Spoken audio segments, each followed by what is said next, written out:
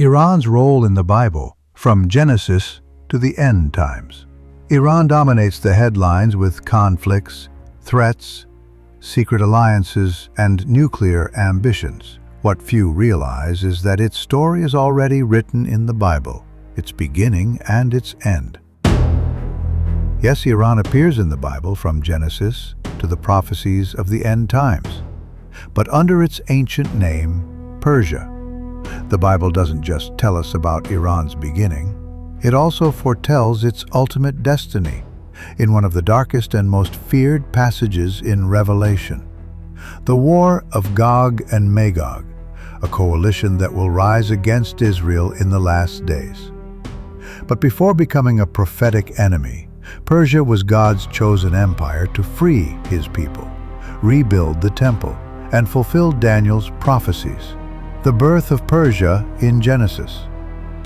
After the flood, God gave humanity a fresh start, and in Genesis chapter 10 we find the first map of the world's nations.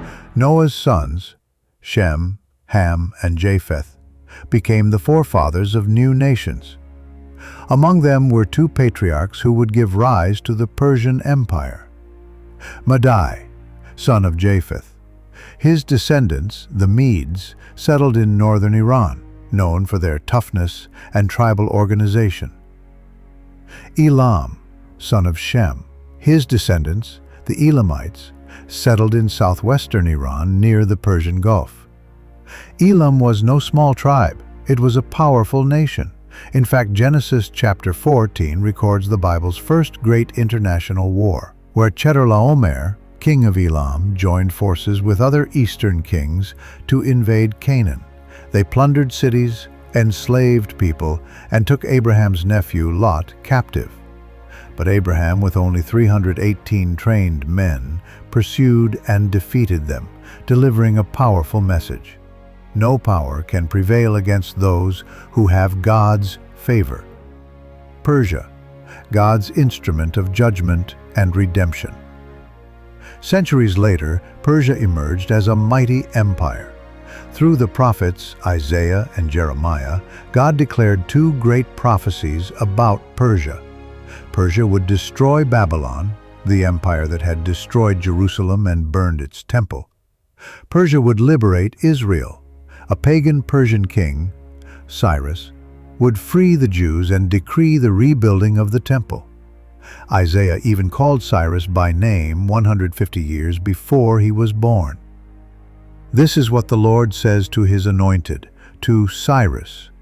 Isaiah chapter 45, verse 1.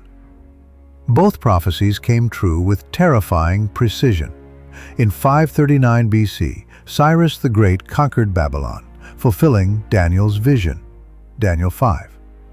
That night King Belshazzar saw a divine hand write on the wall, Mene, Mene, Tekel, Upharsin.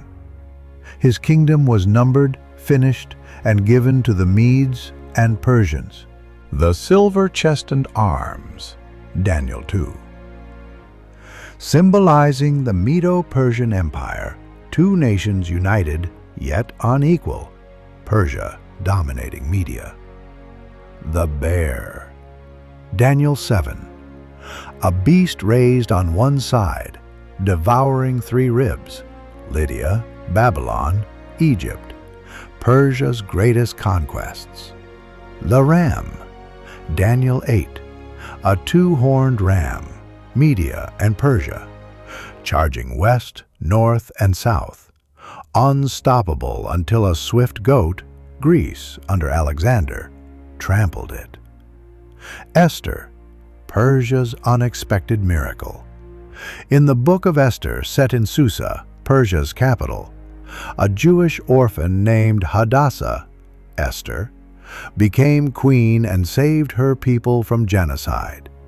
Haman, a descendant of Israel's ancient enemy, the Amalekites, plotted to exterminate the Jews, but Esther risked her life to expose him. Through divine providence, Haman was hanged on the gallows he built for Mordecai. The Jews were granted the right to defend themselves. Persia, once a threat, became a shield for God's people. The Magi. Persia honors the Messiah. Centuries later, when Jesus was born, wise men, Magi, from the east came to worship him. Matthew 2. These were likely Persian scholars who studied Daniel's prophecies and recognized the Messiah's star.